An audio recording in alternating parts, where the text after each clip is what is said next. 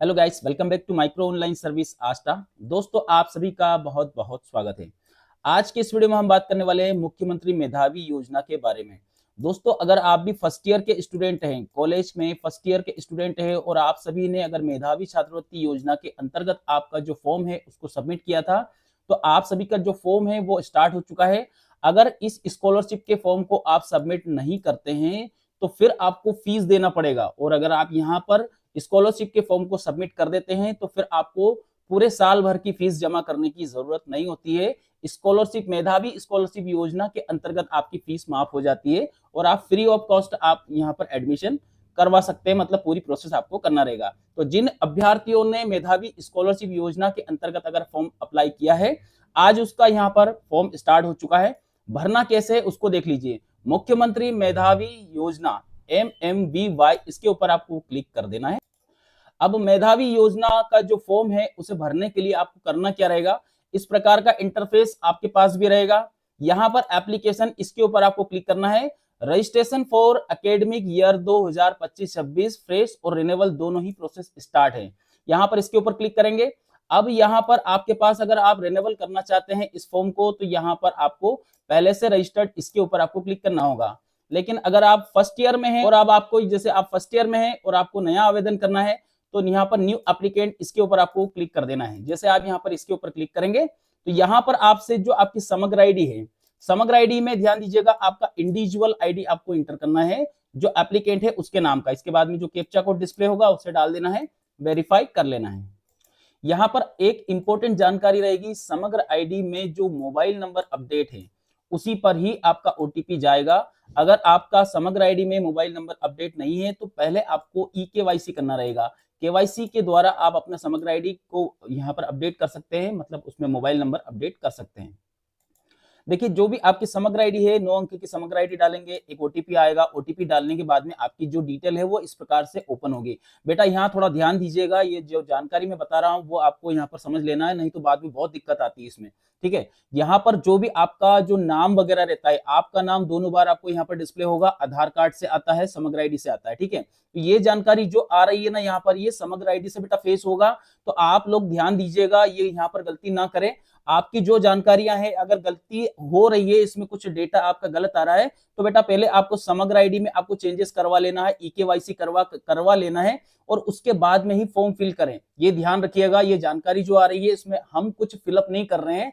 यहाँ पर आपकी जो बेसिक जानकारी है वो आपकी समग्र आईडी से और आधार कार्ड से पेश किया जा रहा है। तो ध्यान दीजिएगा, यहाँ पर आपका नाम, कैंडिडेट का नाम, यहाँ पर फादर का नाम, यहाँ पर मदर का नाम, मतलब पूरी जानकारी, जो मदर का नाम है, ये सारी जानकारी आपको यहाँ पर चेक कर लेना है। जरा सी भी कुछ गलती हुई है तो आप अपनी केवाईसी को पहले कर लेना, फिर अपने फॉर्म को भरना। ठीक है, देखिए अब हमने जो ऊपर की जानकारी वो तो समग्र आईडी से आएगी, लेकिन यहाँ पर 10th की मार्कशीट के अकॉर्डिंग यहाँ पर आपका नाम, फर्स्ट नेम कुछ हो, यहाँ पर मिडिल नेम कुछ हो, लास्ट नेम कुछ हो, तो आपको यहाँ पर इंटर करना रहेगा। ठीक है, लास्ट नेम जिनका नहीं हो बेटा, तो यहाँ पर आप NA करके भी यहाँ से आगे बढ़ सकते हो। काफी लोगों को यहाँ दिक्कत आती है कि सर हमारा तो सरनेम ही नहीं है, तो हम यहाँ पर क्या डालें, तो यहाँ पर आप NA करके आगे बढ़ सकते हो, नो प्रॉब्लम।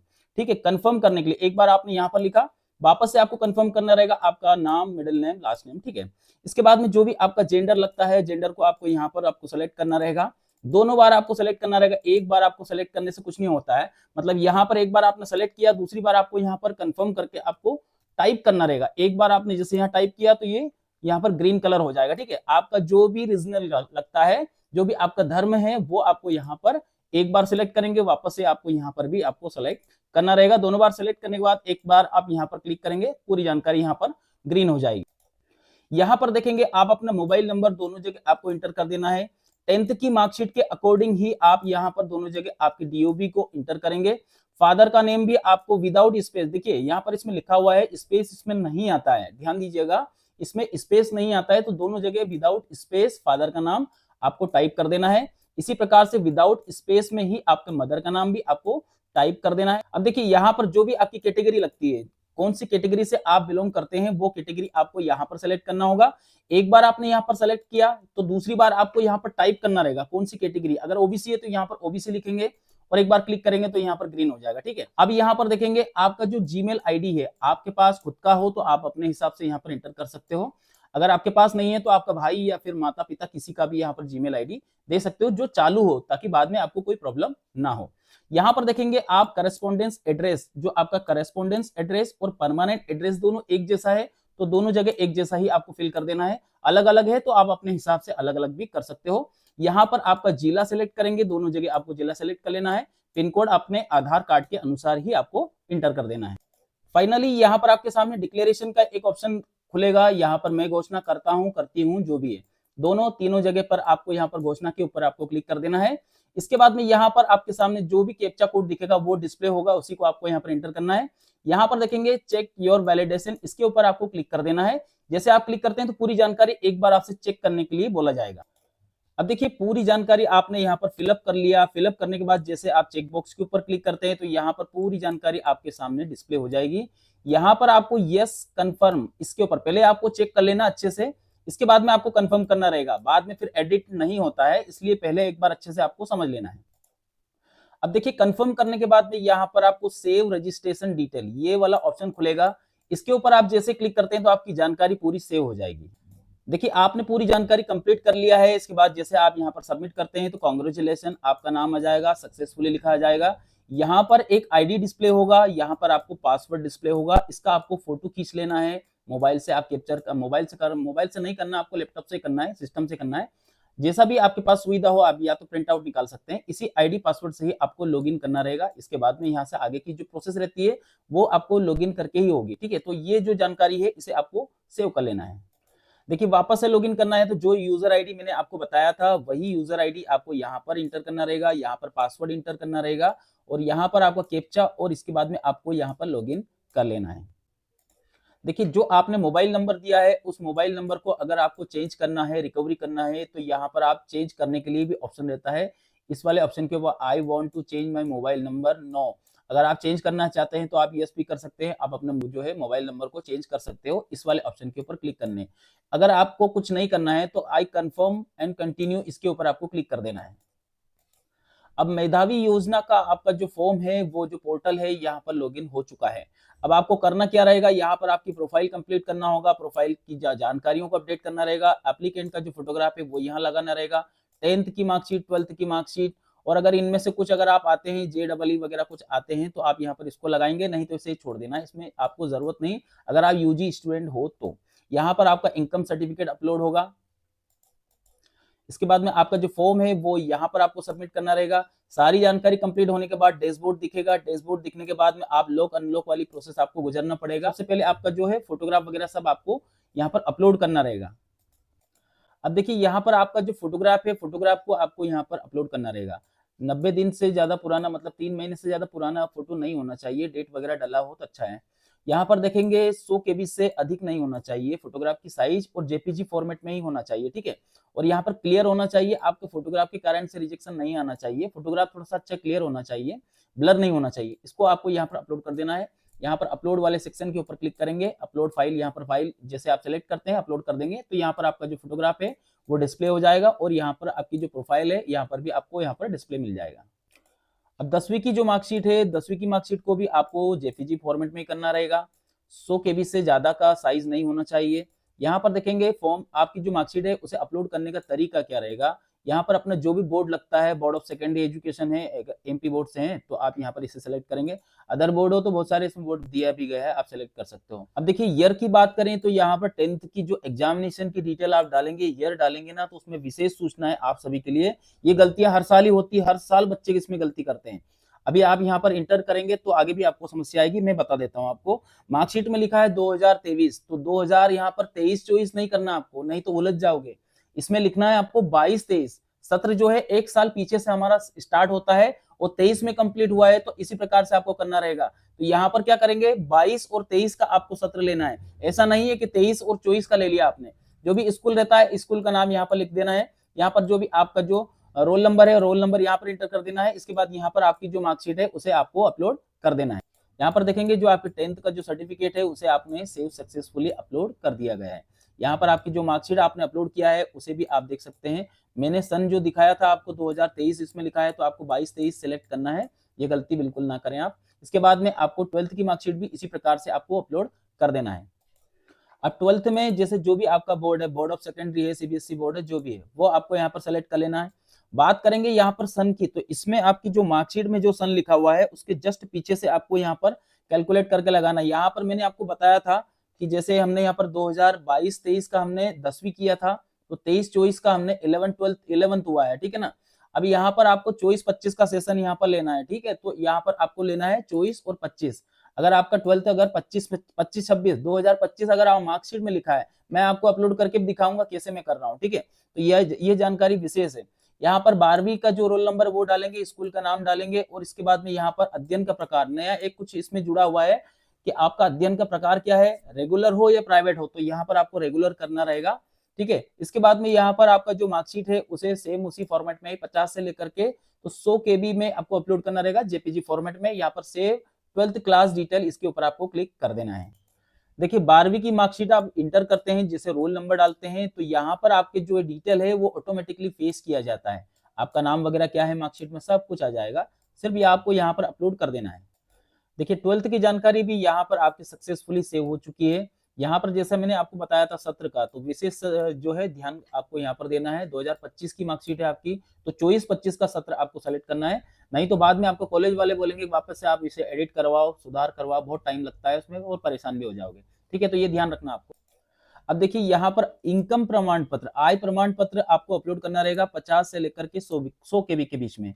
एकेडमिक डिटेल की बात करें, थोड़ा सा अब यहाँ पर थोड़ा चेंजेस होगा। जैसे आप मार्कशीट की बात कर रहे हैं, तो वहां पर आपका जो एकेडमिक सेशन है वो लास्ट सेशन से अपग्रेड होकर चलता है, मतलब घटते क्रम में चलता है, पीछे से लेकर के आगे की ओर इसमें यहाँ पर सेलेक्ट करना पड़ता है। लेकिन इनकम प्रमाण पत्र में ऐसा नहीं होता है, इसमें रहता है जो आपका जो है बढ़ते क्रम में इसको यहाँ पर सेलेक्ट करना रहेगा। जैसे यहाँ पर 24-25 का सेशन है आपका, इसमें 24 लिखा हुआ है आपके आय प्रमाण पत्र में, तो इसे आपको 24-25 करना है, ना कि 23-24 करेंगे, ठीक है। तो यहाँ पर आपका जो सेशन है वो बढ़ते क्रम में चलता है, तो यहाँ पर 24-25 का सेशन करना है और यहाँ पर आपको अपलोड कर देना है। देखिए यहाँ पर सक्सेसफुली आपका इनकम सर्टिफिकेट यहाँ पर अपलोड कर दिया गया है। अब आपकी जो मेन प्रोसेस है वो यहाँ से स्टार्ट होगी। अभी तक आपने जो प्रोफाइल में डेटा वगैरह सब अपलोड किया है, अब मेन फॉर्म आपका यहाँ से स्टार्ट होता है, सबमिट फॉर्म, ठीक है, सबमिट एप्लीकेशन फॉर्म। देखिए यहाँ पर आपका जो एकेडमिक सेशन है 25-26 का आ चुका है, ठीक है, स्कीम यहाँ पर आपको देखने को मिल जाएगा। अब इसके बाद में यहाँ पर देखेंगे आपका इंस्टीट्यूट की बात करें, इंस्टीट्यूट कोड यहाँ पर एंटर करेंगे दोनों जगह। अब इंस्टीट्यूट कोड लाएंगे कहाँ से, तो यहाँ पर आप देख सकते हैं इस वाले लिंक के ऊपर आपको क्लिक करना रहेगा, तो इंस्टीट्यूट कोड भी आपको मिल जाएगा। यहाँ पर आप कोर्स कोड भी आपको यहाँ पर दोनों जगह इंटर करना रहेगा, तो आप कौन सा कोर्स कर रहे हो वो भी आपको यहाँ पर देखने को मिल जाएगा। अगर आपके पास कोर्स कोड भी नहीं है तो उसे भी आपको यहाँ पर सर्च कर लेना। चलिए मैं एक एक जानकारी दोनों ही आपको बता देता हूँ कि आपको सर्च कैसे करना है। यहाँ पर इस लिंक के ऊपर आपको क्लिक करना रहेगा। जैसे हम यहाँ पर क्लिक करते हैं तो हमारे सामने इस प्रकार का इंटरफेस आएगा। अब अपना जो भी जिला है उस जिले को आपको यहाँ पर सेलेक्ट करना रहेगा। यहाँ पर डिपार्टमेंट की बात करें तो डिपार्टमेंट में हायर एजुकेशन ही लेना आपको, ठीक है ना। दूसरा डिपार्टमेंट कुछ हो तो आप ले सकते हो, लेकिन अगर आप हायर एजुकेशन से ही पढ़ रहे हो तो आप यहाँ पर हायर एजुकेशन इसके ऊपर क्लिक करेंगे। इंस्टीट्यूट कोड हमें पता नहीं है, कोई प्रॉब्लम नहीं, हमारा सेशन क्या है 25-26 का वो सिलेक्ट कर लेना है। यहाँ पर जो भी कैप्चा कोड दिखा वो सर्च करेंगे। यहाँ पर सर्च इंस्टीट्यूट एंड कोड, इसके ऊपर आपको क्लिक कर देना है। यहाँ पर जो भी इंस्टीट्यूट है आपके जिले में वो सारी इंस्टीट्यूट आपके सामने आ जाएगी। तो यहाँ पर देखेंगे आपका जो इंस्टीट्यूट का कोड है वो यहाँ मिलेगा, ये इंस्टीट्यूट का कोड ही होता है, इसे आपको कॉपी करके वहां पेस्ट करना होगा, तब जाकर के आपके इंस्टीट्यूट का नाम वगैरह आएगा। तो हमारा जो भी आपका जो कॉलेज रहता है वो कॉलेज का नाम आप यहाँ पर चेक करेंगे। अब देखिए अगर आपका यहाँ पर प्राइवेट इंस्टीट्यूट है और अगर प्राइवेट इंस्टीट्यूट आपको यहाँ पर नहीं मिल रहा है, तब उस कंडीशन में क्या करेंगे, आपका जो मेन पोर्टल है ये वाला, यहाँ पर देखेंगे इंस्टीट्यूट एंड कोर्स फ्री, मतलब फीस है ना, इसके ऊपर आना है। यहाँ पर देखेंगे 2.0 वाला जो पोर्टल है उस पर जाना रहेगा। यहाँ पर इंस्टीट्यूट कोर्स, इसके ऊपर लिस्ट पर जाएंगे। यहाँ पर आपके सामने इस प्रकार का इंटरफेस रहेगा। इसमें कुछ नहीं, अपना जिला आपको यहाँ पर सेलेक्ट करेंगे। इंस्टीट्यूट का नाम के 4 अंक 2 अंक जो भी है आप थोड़ा सा लिख दीजिएगा। यहाँ पर कैप्चा कोड देखेंगे, इसके बाद में यहाँ पर देख सकते हैं आपका जो कोड है वो यहाँ से आपको कलेक्ट हो जाएगा। अगर प्राइवेट हो तो, गवर्नमेंट तो आपको इसी पे से मिल जाएगा, इसी कोर्स से, इसी पोर्टल से। देखिए जैसे भी आपका कोड रहता है, कोड डालने के बाद में यहाँ पर आपका जो जो इंस्टीट्यूट है वो सब आपके सामने इंटर हो जाएगी, मतलब यहाँ पर आपको देखने को मिल जाएगी। अब कोर्स की बात करें तो कोर्स कहाँ से लाएंगे, कोर्स कोड कैसे मिलेगा वो समझ लीजिए। मान लीजिए आपकी इंस्टीट्यूट ये वाली है, ठीक है ना, तो यहाँ पर इसके जस्ट सामने कोर्स की लिस्ट भी मिलती है। आप जैसे कोर्स इसके ऊपर आप क्लिक करते हैं तो यहाँ पर आपके सामने वो सारे कोर्सेज देखने को मिल जाएगा जो उस इंस्टीट्यूट में रहता है, जो पढ़ाया जाता है। तो यहाँ पर देख सकते हैं सारे यहाँ पर कोर्सेस है, आपको कौन सा कोर्स आपका है वो आपको सेलेक्ट करना है। बीएससी हो तो यहाँ पर अभी बीए की लिस्ट चल रही है, इसी प्रकार से आप यहाँ पर देख सकते हैं बहुत सारे इसमें कॉलम दिए गए हैं। अब इनके ऊपर क्लिक करिएगा, अब अपने जो है यहाँ पर आपका जो कोर्स अब बीएससी की यहाँ पर लिस्ट आ चुकी है। तो आप इस प्रकार से अपना जो भी कोड रहता है वो यहाँ पर आपको देखने को मिलेगा। तो ठीक है, इस प्रकार से आप अपना कोड को यहाँ से कलेक्ट कर सकते हैं।